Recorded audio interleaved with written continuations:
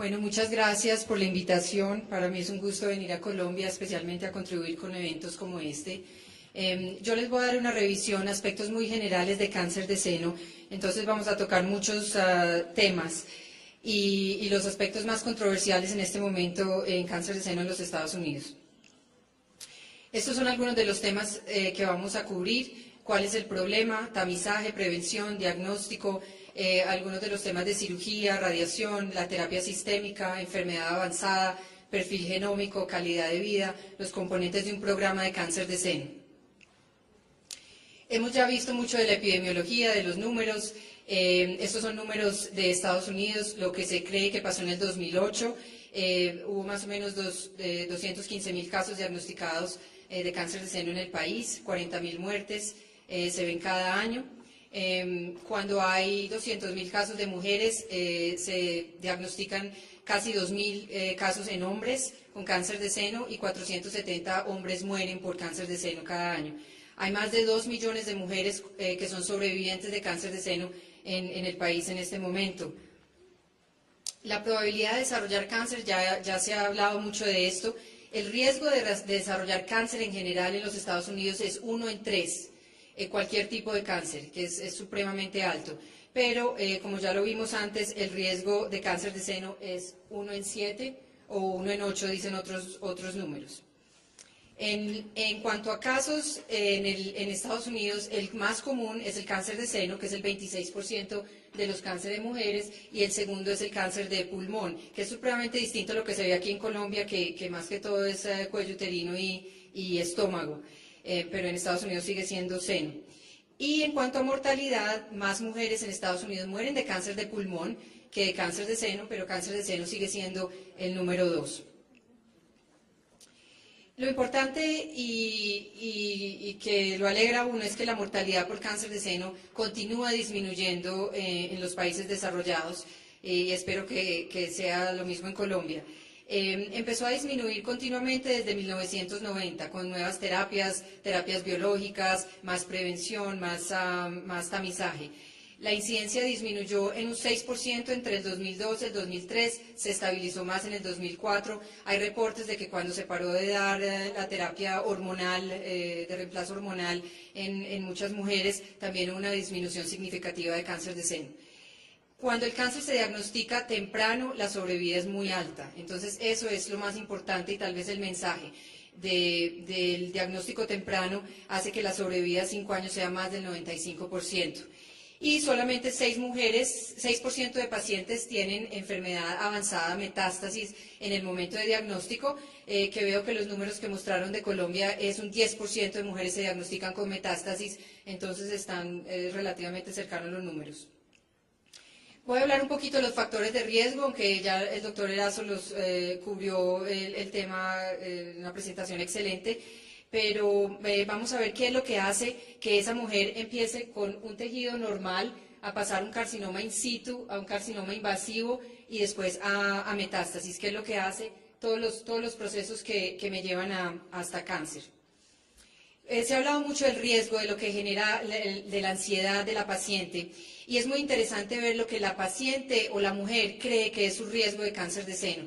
Y aquí está lo que es la percepción del riesgo.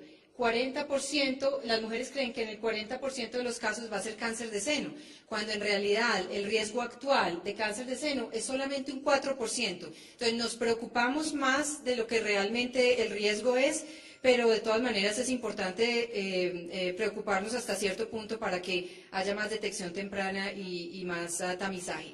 De todas maneras, lo que más mujeres mata en el mundo es la enfermedad de corazón, más que cáncer de seno. Entonces hay muchos factores de riesgo y esto es un resumen: edad y sexo, raza, las enfermedades benignas del seno, diagnóstico previo de cáncer de seno, estilo de vida y dieta, se ha hablado ya mucho de eso, los factores hormonales, la historia familiar, los factores genéticos, radiación, mujeres que tuvieron linfoma y recibieron radiación al pecho, historia de radiación previa, factores del medio ambiente. Y vamos a discutir algunos de ellos porque unos son más importantes que otros. Entonces, ¿qué se define como alto riesgo? Hay pacientes que son de muy alto riesgo, hay pacientes que tienen alto riesgo y otras que tienen un riesgo promedio. Las pacientes que tienen muy alto riesgo son las mujeres que tienen mutaciones genéticas, como ya se ha discutido del BRCA1, BRCA2 o otros genes, un diagnóstico previo de carcinoma lobular in situ o de carcinoma ductal in situ. Esas son las mujeres que más riesgo tienen de desarrollar cáncer de seno. Las mujeres que se clasifican en riesgo alto son las pacientes que han tenido atipia. Atipia son esas células que ya empiezan a cambiar, que no se ven tan mal como para ser llamadas cáncer, pero que ya empezó el proceso de cambio y es un proceso precanceroso que lo identifica uno como alto riesgo. Cuando se tiene atipia, el riesgo puede estar aumentado hasta en 7 veces. Los senos densos por mamografía es algo que que hay más y más información. Las pacientes que tienen senos muy densos, obviamente el diagnóstico es más difícil, pero también hay un aumento en la incidencia de cáncer de seno. Y la historia familiar, sin tener la mutación genética, pero varios familiares con cáncer de seno. El riesgo promedio son la mujer, que es la mayoría, que no tienen factores de riesgo significativos. La enfermedad benigna del seno en general no causa cáncer de seno.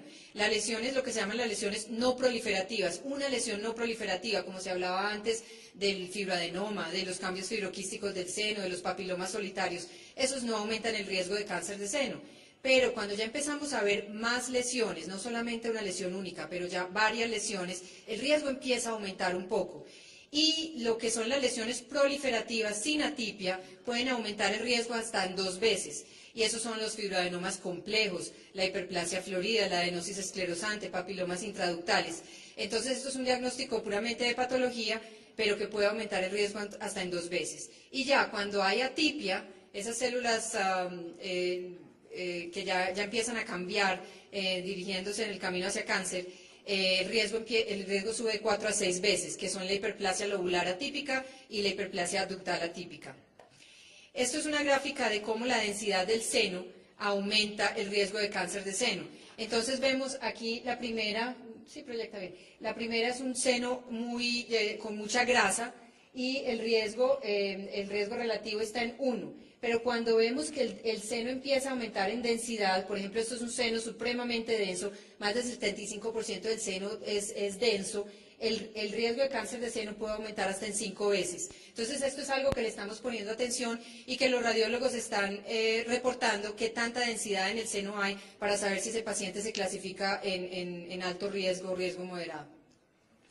Hay muchos modelos para predecir el riesgo de cáncer de seno. El doctor Erazo habló del modelo del Gale y de otros modelos. Entonces, cuando una paciente llega a mi institución con hacerse una mamografía, el primer paso que se hace es hacer un modelo de Gale, como les explicó el doctor Erazo. Se hace el modelo de Gale y con ese paso muy preliminar se dice que si el riesgo está aumentado o no. Una vez esa paciente se identifica como que el riesgo puede que esté aumentado de acuerdo al Gale, se pasa a un programa de alto riesgo, y el programa de alto riesgo la va a ver una consejería genética y una consejera de alto riesgo, donde van a mirar otros modelos, no solamente el Gale, pero usamos mucho el Titer-Cuzick, que le dice a uno el riesgo de cáncer de seno en 5 años, en 10 años o de por vida. Y esas pacientes ya se evalúan de una manera distinta. Se hace más tamizaje, se hacen estudios distintos. Y es importante, hay otros pacientes que se les dice, no, su riesgo no es alto, vaya tranquilo y continúe haciendo el mismo screening que se estaba haciendo antes. Hay factores de riesgo en hombre, que veo que había interés en las preguntas del público en cuanto al cáncer de seno en hombres. Uno de los factores de riesgo es el síndrome de Klinefelter. Klinefelter es el XXY, es un cromosoma X más.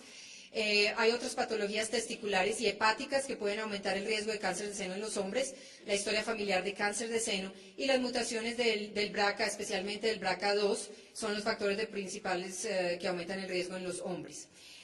Los genes más conocidos son el BRCA1 y el BRCA2, que es el que da el cáncer aumenta el riesgo de cáncer de seno y de ovario, pero hay otros cánceres que también son importantes de reconocer, como está el cáncer de páncreas y el melanoma, el cáncer gástrico. Entonces hay familias que vienen simplemente con cáncer de páncreas en toda la familia y que se les detectan mutaciones del BRCA2 en general. Hay otros genes como son el P53, el PTEN, el P53 da el lifromeni que da los sarcomas, el cáncer de seno, las leucemias, el cáncer de colon, o está el PTEN que da el Cowden's disease, la enfermedad de Cowden's que da amartomas y cáncer de